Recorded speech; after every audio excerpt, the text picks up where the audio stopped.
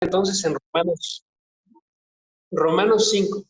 Y estamos en Romanos 5, versículo 20 y 21. ¿Ok? Romanos 5, versículo 20 y 21. Son los últimos dos versículos del capítulo. O sea, ya vamos a terminar el capítulo 5. Y esta es una sección grande de Romanos que acabamos de terminar. ¿Sí? Entonces quiero que veamos qué es lo que dicen estos dos versículos. Voy a estar leyendo desde la Biblia de las Américas, pero si pueden síganme desde donde se encuentren. ¿Va? Dice la Biblia de las Américas sobre Romanos 5, 20 y 21. Dice: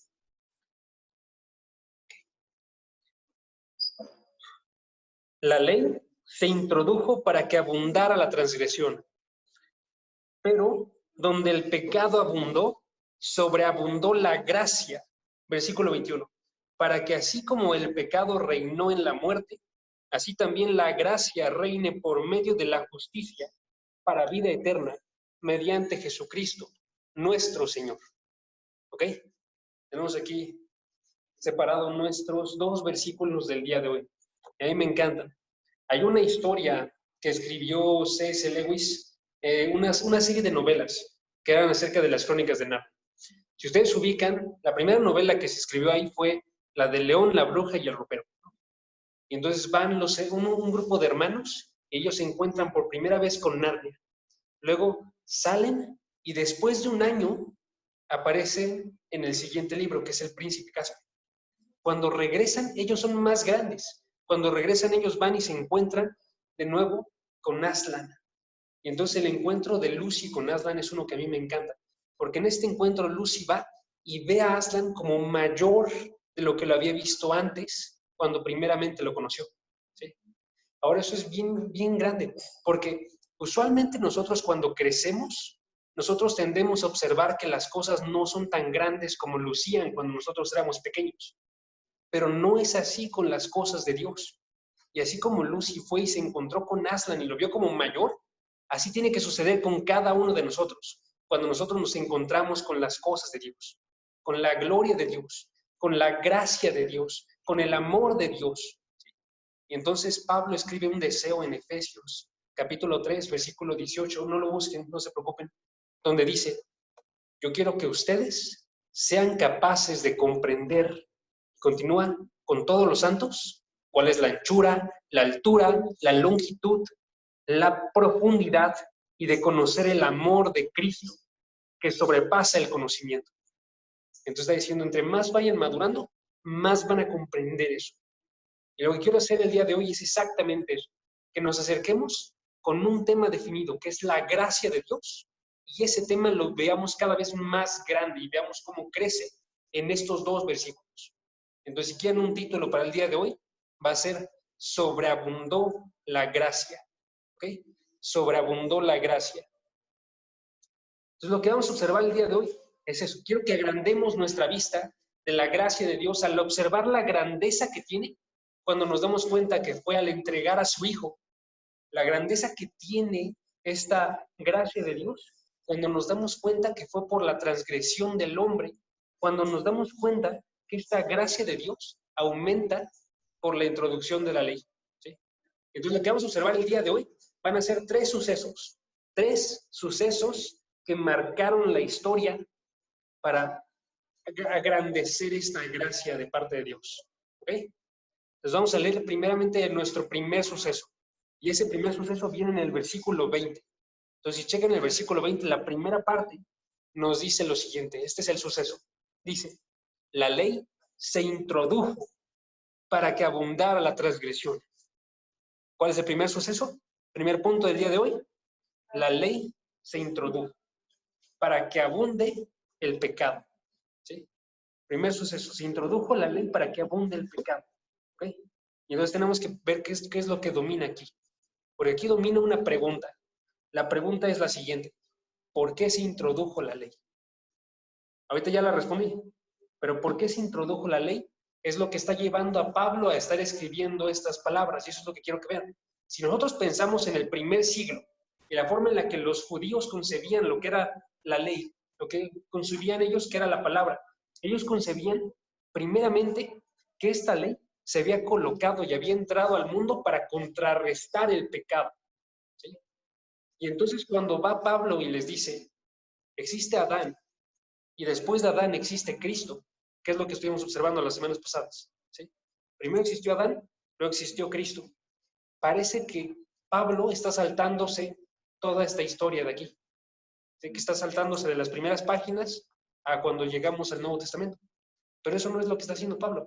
Entonces Pablo está intentando corregir la versión que ellos dirían que está teniendo él, que está diciendo simplemente la ley no importa, quiten la ley. Pero lo que está diciendo Pablo, se va a ver aquí, es que él tiene una visión bastante bien definida del propósito de la ley. ¿Sí? Y es una visión que es muy diferente a la de los judíos de su tiempo. Y es una visión aún diferente a la que tenemos nosotros el día de hoy. ¿Sí? Entonces, si yo les dijera, por ejemplo, ¿qué pensamos nosotros? ¿Cuál es el motivo de la ley? Muy probablemente me dirían uno. Y me dirían, la ley fue colocada para ser un ayo que nos llevara a Cristo. Un tutor, un maestro que nos dejara ver nuestro pecado y nuestra necesidad de Cristo. Pero quiero que tengamos en cuenta ahorita que ese no es el único motivo de la ley. ¿Sí? Ese es un motivo, y es un motivo hermoso y enorme que aparece en Gálatas capítulo 3. Pero hay más motivos aparte de ese. ¿Sí? Y es lo que quiero que tengamos el día de hoy. Les digo, la versión que ellos tenían era completamente errónea.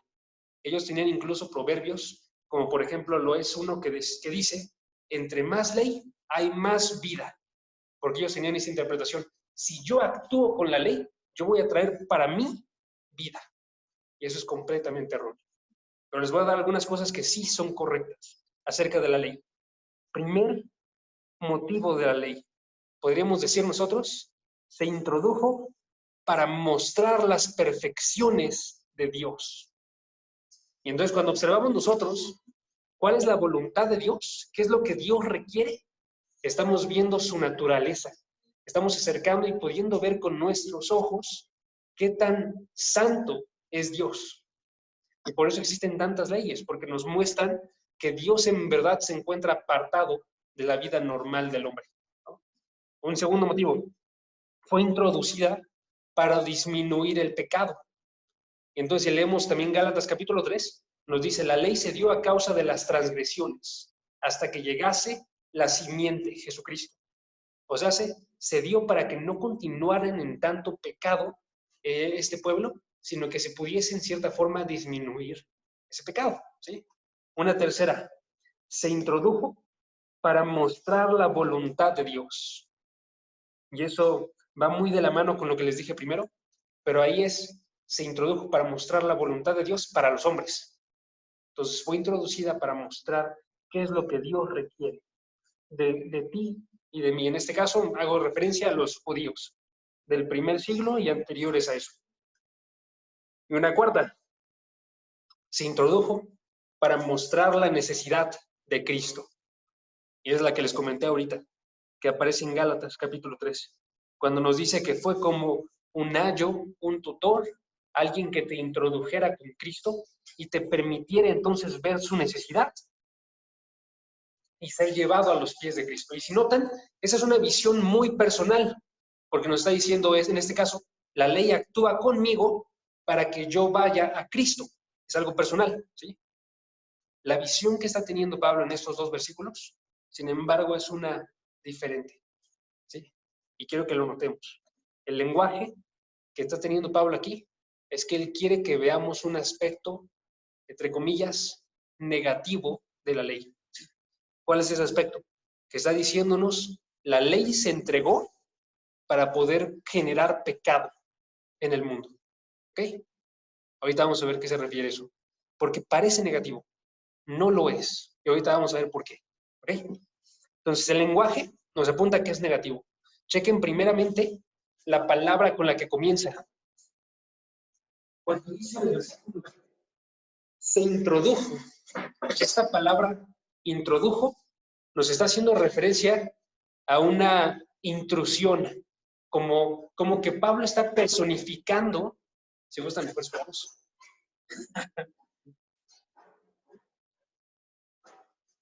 Así gustas por ahí de todos modos. Sí, sí, sí. Va, muchas gracias, Mary. Regresamos. Cuando nos dice esta palabra del versículo 20, se introdujo la ley.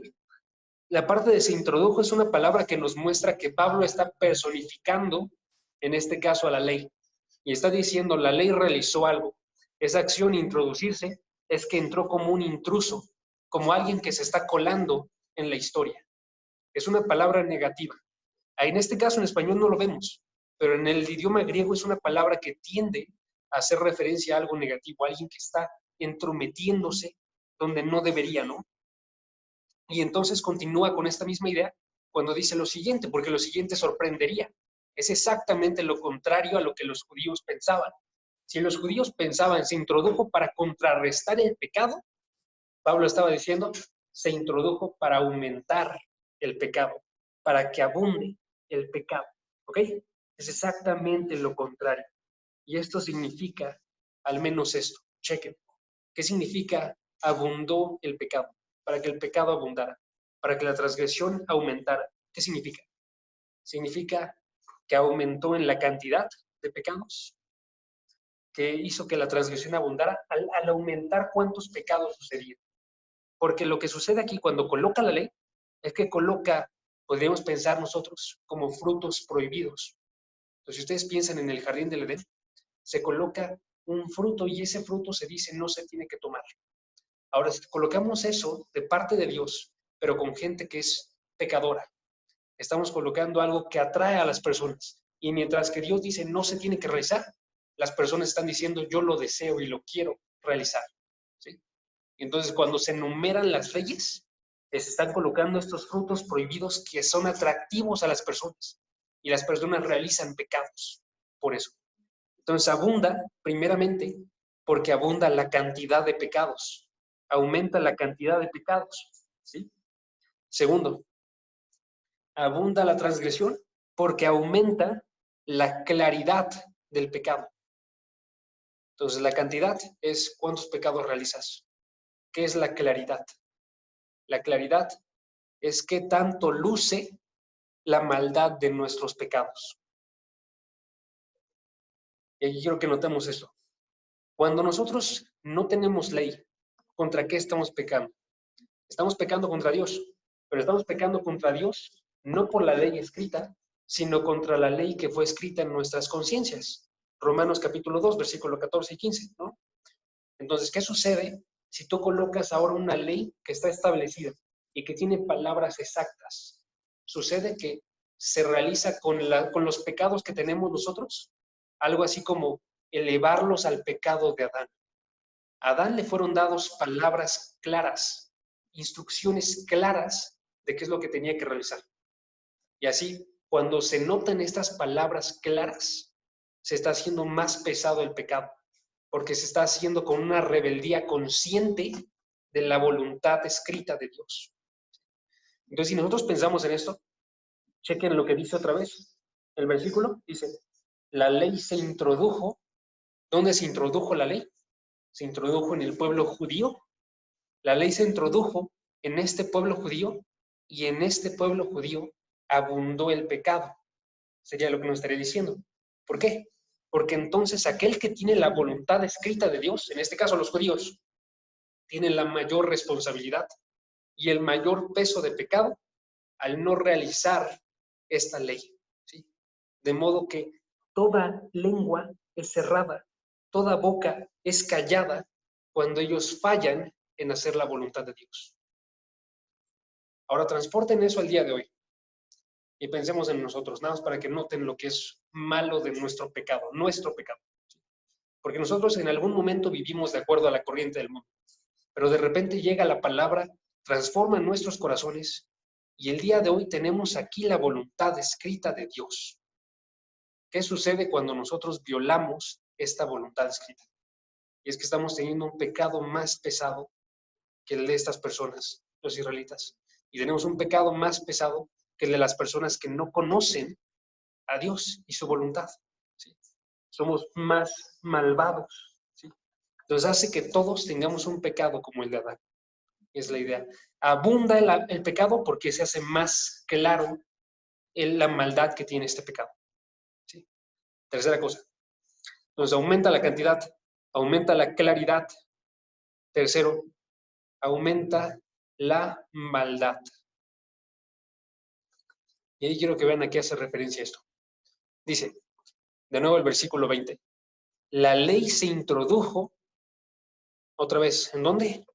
En Israel. Para que en Israel abundara la transgresión. ¿Sí? Y entonces tenemos que pensar nosotros, ¿qué es lo que sucede aquí? Es que cuando se hace visible el pecado, cuando se hace visible esta cantidad de órdenes de parte de Dios, y se hace visible a través de la ley de Dios, una predicación de Jesucristo que va a llegar, y entonces llega Jesucristo, y Jesucristo es rechazado por la gente que recibió la ley, se da en ese momento el mayor pecado que ha existido en toda la historia. ¿Sí? El mayor pecado que ha existido ha sido el rechazo del Hijo de Dios y su crucifixión de parte de los hombres. ¿Sí? Okay.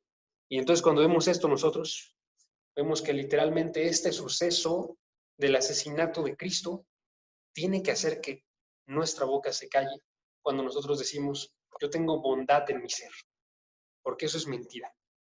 Este ejemplo de Israel fue para que viéramos nosotros cómo es que todas las personas, aún teniendo la revelación de Dios, aún teniendo una revelación clara y presentándoseles Dios enfrente, reaccionan con un rechazo tremendo hacia Dios. ¿Sí? Nos muestra entonces la maldad del pecado en este suceso específico, porque este suceso nos muestra qué tan profundamente perverso es el corazón de Dios, del hombre, perdón, el corazón del hombre. ¿Sí? Entonces, en ningún lugar es más claro. Entonces, si continuamos con eso, podemos ver entonces nosotros que sí abunda el pecado. Abundó en este suceso de forma tan grande y el día de hoy continúa abundando en todas las personas que continúan rechazando hacer la voluntad de Dios. ¿Okay? Así que lo que está diciendo Pablo no es que la ley es defectuosa, no está diciendo, de hecho dice exactamente lo contrario Pablo. Pablo dice la ley es santa y el mandamiento santo, justo y bueno, ¿sí? Pero el pecado del hombre hace que tienda a la maldad. Y Dios sabía eso. Entonces, cuando Él introdujo la ley, esa ley tenía en sus motivos, no era lo que se salía de la voluntad de Dios, sino que tenía en sus motivos el generar el pecado, que iba a llevar en este caso a Cristo, a su muerte. ¿Ok? Entonces tenemos aquí nosotros qué es lo que pasó. El propósito de la ley fue acentuar el pecado en una nación, Israel, que recibió la voluntad de Dios, que fue participante con Dios, que recibió la misericordia de Dios, recibió, podríamos continuar nosotros, según la lista de Romanos 9, que recibió la adopción, que recibió la gloria, los pactos, la promulgación de la ley, el culto, las promesas de quienes son los patriarcas, de quienes, según la carne, Cristo, y ellos rechazaron al Mesías. Rechazaron al Mesías y ese se convierte en el clímax de todo el pecado del hombre. ¿Sí? De los israelitas, dice Pedro, cuando comienza a predicar, él les dice en Hechos capítulo 2, ustedes clavaron en la cruz, en una cruz, a Cristo, por manos de impíos y lo mataron. Dice en el capítulo 5, Jesucristo, a quienes ustedes mataron y colgaron en una cruz. Y dice en Hechos capítulo 3, y ese búsquenlo por favor, Hechos 3, versículo 14 y 15. Predica otra vez Pablo y les da otra vez la responsabilidad. Y les dice en el capítulo 3, versículo 14, ustedes repudiaron al santo y justo y pidieron que se les concediera un asesino. Versículo 15, y dieron muerte al autor de la vida. Entonces, la ley se introduce para que finalmente, aumentando ese pecado, ellos repudiaran al santo y justo ellos pidieran un asesino, ellos dieran muerte al autor de la vida. Y si continúo con esa lista, amigos, nada más para que nos demos cuenta de la gravedad de eso, porque en serio quiero que notemos la importancia que tiene este pecado, ¿sí? Podemos pensar nosotros cómo es que sucedió su crucifixión, y podemos ver que esta nación que lo llevó a la muerte fue una nación que lo llevó a latigazos, fue una nación que lo coronó con espinos, que le escupió, que le hirió el rostro, que lo llevó a una cruz con clavos en sus manos y una lanza en su costado. Es una nación en la que se encontraban ancianos, escribas, fariseos que lo rechazaron. Es una nación donde se encontraba Judas, que era un amigo cercano, discípulo, y lo traicionó por 30 monedas de plata. Es una nación donde se encontraba un Pedro, que llamándose a sí mismo igualmente un amigo y un discípulo, él fue y lo abandonó. Y entonces se cumple la palabra que dijo Jesucristo en Juan, capítulo 15, donde dijo, esto sucedió para que se cumpla la palabra que está escrita en su ley. Me odiaron sin causa.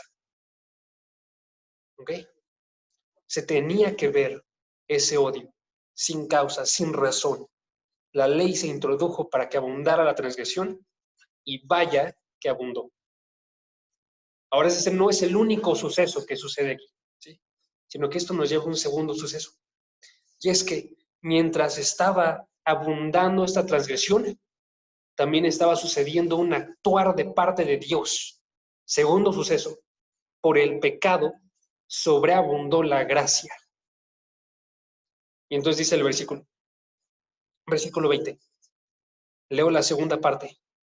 Pero donde el pecado abundó, sobreabundó la gracia. ¿Sí? Esto nos alumbra entonces la respuesta de parte de Dios. ¿Por qué debía abundar la transgresión? Su respuesta, para que abundara, para que sobreabundara, la gracia. Entonces, al mismo tiempo en el que los corazones de los hombres estaban moviéndose en rebeldía y estaban llevando al Hijo de Dios a la cruz, al mismo tiempo estaba moviéndose la gracia de Dios y estaba entregando una enorme cantidad y una infinita cantidad de gracia, ¿sí? Que hace que sobreabunde.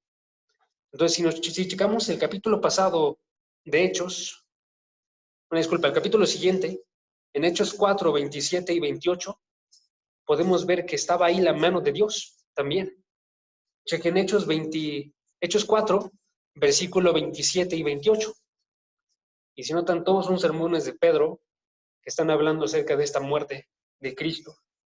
Y dice en el versículo 27, porque en verdad, en esta ciudad se unieron tanto Herodes como Poncio Pilato, junto con los gentiles y los pueblos de Israel contra tu santo siervo. Eso es lo que ya vimos. Se unió la nación de Israel, se unió Roma, se unieron los gobernadores para poder estar yendo en contra de tu santo siervo, a quien tú ungiste. Pero versículo 28, fue para hacer cuanto tu mano, la mano de Dios, y tu propósito, el propósito de Dios, habían predestinado que sucediera. En otras palabras, ¿quién llevó a Cristo a la cruz? Dios. Entonces, Dios dio una abundante gracia cuando permitió este abundante pecado que llevó a Cristo a la cruz. Dio una abundante gracia al ir de forma voluntaria a Jesucristo. ¿Sí?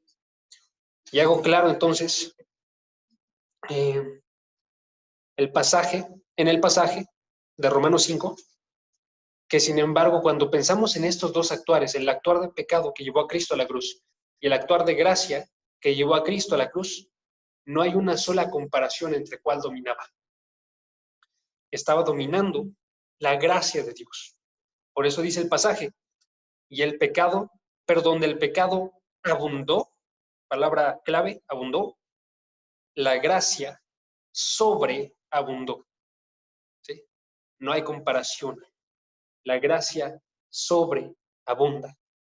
Eso es bien importante. Porque aquí les da una pregunta que, si les voy a ser bien honestos, yo no me había hecho. Y es la pregunta, ¿por qué la cruz? ¿Por qué tenía que suceder en una cruz que Cristo tenía que morir? ¿Por qué no se saltó Dios toda esa historia? ¿No se saltó Dios el diluvio? ¿Por qué no se saltó Dios el exilio de los israelitas a Egipto? ¿Por qué no se saltó la entrada a la tierra prometida? ¿Por qué no se saltó el exilio de nuevo de la tierra prometida a Babilonia? ¿Por qué no se saltó Dios el hecho de que fuera llevado Jesucristo a ser rechazado y llegar hasta esa cruz? Y no me estoy refiriendo a que no sucediera su sacrificio, ¿ok? Porque lo que me refiero es más bien, ¿por qué no sucedió, por ejemplo, que fuera un sacerdote, que fuera justo, el que realizara este sacrificio de Jesucristo? ¿Por qué tenía que ser a través del rechazo y de que le escupiera? ¿Por qué permitió esto que para muchos suena como un abuso infantil divino? Y la pregunta, si soy bien honesto, podría responderse de varias formas. Una forma muy rápida podría ser para cumplir lo que decía la profecía, para poder cumplir lo que viene en las escrituras. Pero ahí tendría que reformular mi pregunta, ¿no? Y tendría que decir por qué las escrituras decían entonces que tenía que morir así. Les voy a dar mi mejor intento de responder esa pregunta, ¿okay? Y mi intento de responderla está en estos versículos. Romanos 5. Fue para que todo siendo planeado desde la eternidad cumpliera un propósito. ¿Cuál propósito? Un propósito doble. Mostrar la pecaminosidad del hombre y mostrar la enorme gracia de Dios. Y eso es lo que veo en estos dos versículos. Se está mostrando dos cosas. Cuando Jesucristo permite que sea llevado él a ser asesinado, está mostrándose el rechazo más grande que existe de Dios. Y al mismo tiempo está mostrándose la aceptación más grande de Dios hacia los hombres. Porque está permitiendo él morir por sus pecados. Y si lo coloco de una imagen más pequeña, podemos ver a qué me refiero con eso. Piensen, por ejemplo, en Pablo. De Pablo podríamos preguntar, ¿por qué le permitió Dios años y años de ser asesino a Pablo, de estar yendo en contra de cristianos? Y la respuesta la da Pablo en 1 Timoteo 1, versículo 15 y 16. 1 Timoteo 1, versículo 15 y 16. Responde Pablo: palabra fiel y digna de ser recibida por todos los hombres, que Cristo Jesús vino al mundo para salvar a los pecadores. Y aquí va la respuesta: de los cuales yo soy el primero. Versículo 16. Sin embargo, por esto, porque yo soy el primero, por esto hallé misericordia, para que en mí, que soy el primero de los pecadores, como el primero, dice el versículo, Jesucristo demostrara toda su paciencia para ejemplo de los que habrían de creer en él para vida eterna. O sea, Pablo se le permitieron años y años de pecado para mostrar la gran misericordia de Dios que acepta no solamente a Pablo, sino a todas las personas. ¿Sí? Esa es la idea. Con Cristo hace exactamente lo mismo, pero en una escala muchísimo mayor. Porque aún personas que lo rechazaron en ese mismo lugar, Pedro, eran aceptados abiertamente en el reino de los cielos. ¿Sí? Y entonces tenemos nosotros que la historia del hombre, de la pecaminosidad del hombre, así como Pablo, y principalmente en Israel, y principalmente hoy en día en la iglesia, este pecado que tenemos tan grande nosotros, cuando abandonamos la voluntad de Dios, es que diga, en ninguna forma sobrepasa el actuar de la gracia de Dios. ¿Okay? ¿Qué tenemos que hacer con esto por ahorita? Tenemos que recordar nosotros que cuando contemos la historia de la cruz, cuando contemos nosotros y prediquemos lo que es este evangelio, tenemos que recordar siempre, hallar ese horror y hablar del horror tan grande de la brutalidad de la cruz. Porque esa brutalidad nos habla acerca de la maldad de los israelitas y de la maldad de nosotros y de nuestros corazones. Debemos nosotros poder decir también con Cristo, no como odiando a los israelitas, sino con Cristo. Poder decir, Padre, perdónalos porque ellos no saben lo que hacen. Debemos de poder decir también nosotros, como Pablo, su transgresión es riqueza para el mundo. ¿Okay? Entonces debemos de hablar del horror, debemos de recordar que los israelitas no son los únicos malos, sino que fueron el ejemplo que nos habla de nuestra propia maldad.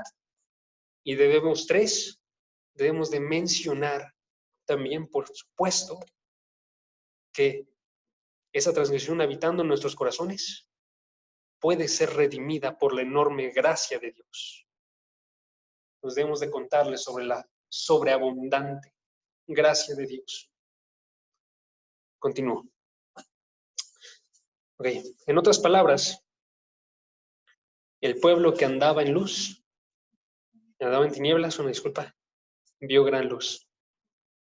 Entonces, cuando vemos nosotros esto, vemos que lo que hizo Dios fue dar a conocer la riqueza de su gracia sobre los vasos de misericordia. Y podemos continuar nosotros con esta idea. Entonces podemos concluir algo de esta parte.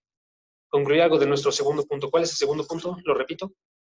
El pecado, por el pecado sobreabundó la gracia. Y entonces podemos concluir esto.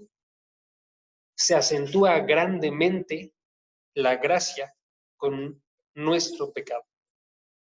Hay que tener un cuidado con esa frase. Pero por ahorita vamos a dejarlo hasta ahí. Y la siguiente sesión vamos a ver porque hay que tener cuidado. No he terminado el tema, nada más terminé esta parte. Entonces, la mayor parte de nuestro pecado, como hombres, lo que se encuentra en nuestro corazón, todo acentúa la gracia de Dios. Y eso tiene que ser visto. Porque entonces cuando nosotros vemos este pecado de la cruz y nosotros observamos que eso es un reflejo de mi pecado, yo puedo dejar de lado por completo todas mis acciones. Yo puedo dejar de pensar que hay algo bueno dentro de mí. Yo puedo dejar de pensar que yo estoy llegando a Dios por alguna habilidad dentro de mí. Y a eso es lo que me refiero. Eso acentúa la gracia de Dios. Cuando yo abandono la creencia de mi bondad y abandono la creencia de mi actuar para llevarme a Dios. ¿Sí? Es lo que me refiero. Okay. John Piper, entonces, cuando observa este pecado de la cruz, él va y define este pecado y nuestros pecados como un pecado espectacular. Y eso es hecho para ser controversial un poco. Pero a lo que se refiere él con eso es que fue un pecado que marcó literalmente el curso de la historia. Este pecado de asesinar al Hijo de Dios en la cruz fue un pecado que dividió por completo la historia. Fue un pecado que muestra de forma grande el actuar del corazón del hombre, pero también muestra de forma grande, razón para ser espectacular, la gracia de Dios. Y entonces esto nos lleva a nuestro tercer y último suceso. ¿Qué sucede entonces con esto? Sucede que 3, la gracia reina mediante Cristo. La gracia reina mediante Cristo. Si puede, entonces leamos el versículo 20, la parte final. Repitamos lo de sobreabundó. Y leamos el versículo 21, ¿va? Dice el versículo 20. Sobreabundó la gracia. Versículo 21. ¿Para qué? O sea, por la sobreabundancia de la gracia se consigue algo más. ¿Para qué? Así como el pecado reinó en la muerte, así también la gracia reine por medio de la justicia para vida eterna, mediante Jesucristo, nuestro Señor. Y esa es la frase más complicada que tenemos el día de hoy. Pero se las voy a dar en sus 4 divisiones que tiene. Denme 2 segundos. Primera pregunta. ¿Por qué debía sobreabundar la gracia entonces? Respuesta, para que reinara la gracia. ¿Sí?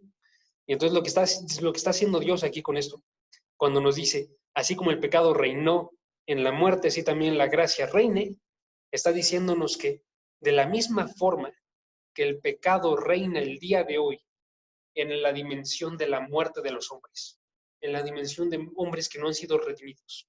De la misma forma, los que se encuentran en el reino de Dios, esa dimensión del reino de Dios, ahí sobre ellos reine la gracia. ¿Ok? Lo está diciendo. Pero chequen aquí lo que viene, porque eso es bien importante. Chequen quién es el gobernador de ambas dimensiones. La dimensión de la muerte, la dimensión de Dios. ¿Quién gobierna arriba del hombre en la muerte? Reina el pecado. Reina una tendencia a obrar todo mal. ¿Sí? Y sin embargo, cuando vemos el segundo reino, el reinado de Dios no reina, ejemplo, lo que podría ser lo contrario al pecado, la justicia. No reina el bien actuar. ¿Sí? Eso es importante. Ahorita les digo por qué. Pero sí. Entonces, en uno reina el pecado, en el otro no reina la justicia. Lo que está reinando en los que son cristianos, los que son hijos de Dios, es algo que se conoce como la gracia de Dios. ¿Sí? La gracia de Dios se coloca como victoriosa y gobierna a las personas que son cristianas. ¿Por qué? Porque la idea no es que sea reinado nuestro propio ser, como en el caso del pecado. Aun si es un ser por buenas acciones. La idea es que reine el actuar de Dios. En el pecado reina nuestro propio actuar. En la gracia se encuentra reinando el actuar de Dios. ¿Sí? Y se nos responde entonces después, en las siguientes tres partes, cómo luce cuando Dios en su actuar reina sobre un hombre. Es lo que viene en la siguiente sección. ¿Sí? Entonces dice el versículo, para que así como por el pecado reinó la muerte, como el pecado reinó en la muerte, perdón, así también la gracia reine. Y aquí vienen las tres partes. Reine, primera parte, por medio de la justicia. Segunda parte, para vida eterna. Tercera parte, mediante Jesucristo, nuestro Señor. Entonces, ¿qué define cuando una persona está reinando la gracia de Dios sobre él? Estas tres cosas. Y tomemos las de la última a la primera, ¿va? Tercera, dice la tercera, que reine la gracia mediante Jesucristo nuestro Señor. Y esa es la esencial que hemos estado observando ahorita, que es, entonces, el reinado de la gracia depende del actuar de Cristo. Fue establecido este reinado por el actuar de Cristo en la cruz. Es sostenido ese reinado por el actuar de Cristo en el cielo, hoy, en su trono, ¿sí? Es sostenido este reino de la gracia, perdón, por el actuar de Cristo, mediante Jesucristo, nuestro Señor. Por tanto, Cristo se convierte en la fuente de esa gracia. Él se convierte en aquel por el cual llega a ser impartida esa gracia. Y eso se ve de forma constante en las Escrituras. Si observamos un versículo rápido, Juan capítulo 1, versículo 16, podemos ver que dice, si gustan no lo busquen, dice, de su plenitud todos hemos recibido, y gracia sobre gracia. Y esta idea aparece, les digo, de forma constante. Una de las más claras se encuentra en Efesios, cuando nos menciona se me fue como venía, una disculpa. Bueno, nos entregó las riquezas de su gracia mediante Jesucristo. Si lo buscan, va a aparecer. Segunda cosa, que define el reinado de la gracia. Segunda cosa, nos dice el versículo 21, para vida eterna. O sea, la gracia reina para vida eterna. ¿Qué es esto? Es el objetivo del reinado de la gracia, o es el resultado del reinado de la gracia. Entonces, la fuente de la gracia, Jesucristo, el objetivo, el resultado de la gracia para proveer vida eterna, ¿sí? Esto nos indica que cuando alguien se encuentra en el reinado de la gracia, esa persona no solamente recibe a Jesucristo y tiene a Jesucristo en su vida y él forma parte de Jesucristo, sino que esta persona también está yendo en un camino que lleva a la vida eterna. Él está experimentando el día de hoy lo que Jesucristo decía cuando dijo, esta es la vida eterna, que te conozcan a ti y a Jesucristo, a quien tú has enviado. Juan 17, versículo 3. ¿Sí? Nos está hablando acerca de un camino que está llevando a una vida que no tiene fin en cantidad y que no acaba en su calidad. Es una vida que está dedicada hacia Dios, marcada por buscar conocer a Dios. Y esa es una vida que está siendo gobernada por la gracia de Dios. ¿Okay? Y tercera cosa que define una vida gobernada por la gracia de Dios, dice el versículo 21, que la gracia reine por medio de la justicia. Y entonces la tercera cosa que define que alguien es gobernado por la gracia de Dios es si esa persona tiene o no el medio para poder experimentar de esta gracia, que es el recibir la justicia de Dios, que viene por Cristo. Voy a colocarlo otra vez. Chequen Romanos 3, versículo 22. Romanos 3, versículo 22.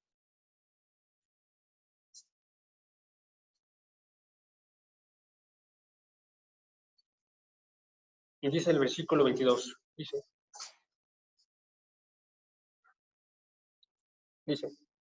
esta justicia de Dios, de la que estamos hablando, es por medio de la fe en Jesucristo y es para todos los que creen. ¿Sí? ¿Cómo es que se recibe esta justicia de Dios? Y la cosa que nos habla aquí es que esta justicia se recibe cuando una persona confía y coloca su fe en la actividad salvadora, salvífica de Jesucristo en la cruz. Y él lo que recibe cuando coloca esa fe es que recibe una justicia que le hace verse a sí mismo delante de Dios como alguien sin mancha. Entonces, ¿cuáles son los rasgos que definen una vida que tiene la gracia de Dios? Es una persona que tiene fe en Cristo. Es una persona que está entregándose por completo no a sus acciones, sino a las acciones de Cristo. Y depende de ellas para presentarse delante de Dios. ¿Sí? Es una persona, segundo, que está en búsqueda de esta vida eterna, que está consciente y confiado de que va a tenerla. Y el día de hoy está viviendo para ella. ¿Sí? Y tercero, es una persona que, por lo tanto, está recibiendo esta gracia pura y completamente de Jesucristo. La gracia de Dios, que no solamente se expresa en la justicia, se expresa en cada una de las partes de su vida y de su salvación. El Espíritu lo recibió mediante Jesucristo, la fe la recibió mediante Jesucristo, el arrepentimiento lo recibió mediante Jesucristo. Cada una de las bendiciones espirituales que se nos muestran en Efesios, capítulo 1, llegaron por medio de Jesucristo. ¿Sí? Entonces tenemos a alguien que está en el reinado de la gracia. Y es de suma importancia. Ahora, entonces terminamos con algo, con un pequeño punto que quiero que notemos. ¿Okay? Es de suma importancia, entonces, la pregunta que nos deja esto. Porque si le soy bien honesto, creo que esta es una de las prédicas más complicadas que he tenido, porque me deja a mí con la pregunta, ¿cómo miro yo entonces la cruz de Cristo? Pues, ¿cuál es la forma en la que yo estoy observando entonces todo esto que acabo de decir? Si lo recibo con un corazón abierto o si no lo estoy recibiendo. Y si nos regresamos a Narnia, una última vez, cuando checamos el primer libro, en orden cronológico ahora, aparece la creación de Narnia. Y en este libro entonces va Aslan y de la tierra empiezan a surgir las criaturas que van a poblar este bello lugar, ¿no? Y ellos son animales que tienen la capacidad de poder hablar. Y esos animales empiezan a comentar y reciben, por ejemplo, el primer chiste. Y entonces comienzan a reír y comienzan a hablar y hacen amigos. Y dentro de toda esta escena, que luce maravillosa para las personas que están dentro de ella, se encuentra también un hombre, que es el tío Andrew. Y él recibe de forma completamente distinta este maravilloso actuar. Él va y la forma en la que percibió todo fue como un montón de animales gruñendo, que estaban haciendo ruidos. Y él no entendía qué es lo que estaba pasando y estaba asustado por lo que estaba viendo. Ahora, ¿por qué les digo eso? Porque cuando hablamos de la cruz, esto es lo que sucede con muchos de nosotros. ¿Sí? Esto es lo que sucede normal en el mundo. La palabra nos dice, la palabra de la cruz es necedad para los que se pierden. pero para nosotros, para los que son salvos, es poder de Dios. Entonces hay una clara forma en la cual tiene que ser recibida la palabra de la cruz. Y nos habla de esta forma bastante específica. Luce como necedad para aquellos que tienen un entendimiento entenebrecido, para aquellos que están excluidos de la vida por la ignorancia de sus corazones. Todo eso viene en Efesios, capítulo 4, versículo 18.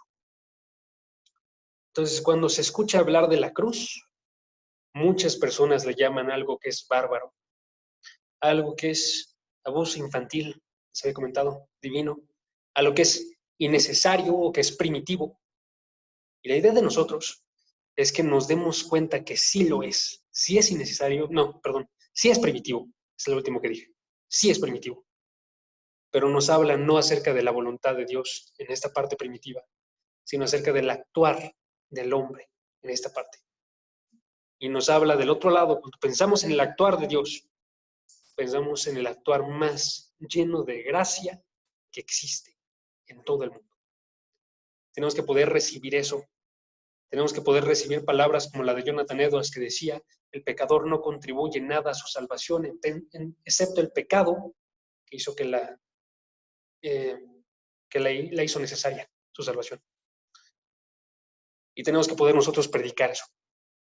Entonces, el día de hoy, quiero dejarlos con esa pregunta para terminar. ¿Cómo miramos la cruz de Cristo? ¿Escuchamos solamente gruñidos y necedad? Pues si en verdad estamos escuchando nosotros poder de Dios y estamos diciendo con Pablo, oh profundidad de las riquezas y de la sabiduría y del conocimiento de Dios. Y una segunda cosa, son solamente dos, no se preocupen. Primera cosa, ¿cómo observamos la cruz? Segunda cosa, ¿cómo predicamos la cruz? Porque nunca podemos permitirnos nosotros entonces predicar la cruz perdiendo el carácter que luce como necedad. Ahí no les estoy diciendo vayan y prediquen de la peor forma que puedan ustedes, de modo que luzca como necedad. No digo eso. Digo, aquel carácter que es necio por la voluntad del hombre, ese nunca puede faltar. Aquel carácter que luce como necio y que es mal recibido por el corazón que no tiene al Espíritu Santo, ese no puede faltar. Porque corremos el peligro nosotros de hacer a la cruz inútil, hacer a la cruz vana. Nos dice Pablo en 1 Corintios 1:17. Hacer a la cruz una cruz y un evangelio que no salvan a nadie. ¿Sí? Tenemos que poder nosotros predicar de la siguiente forma.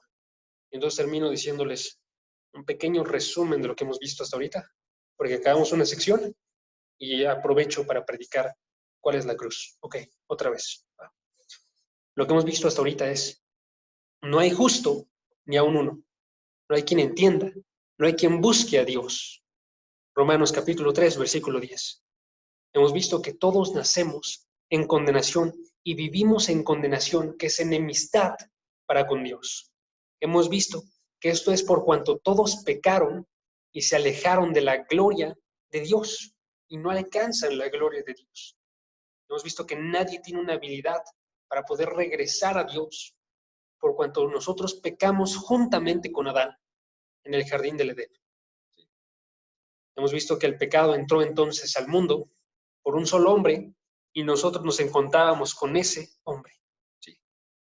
Y que ese pecado tiene su máxima expresión en el asesinato del Hijo de Dios, en la cruz.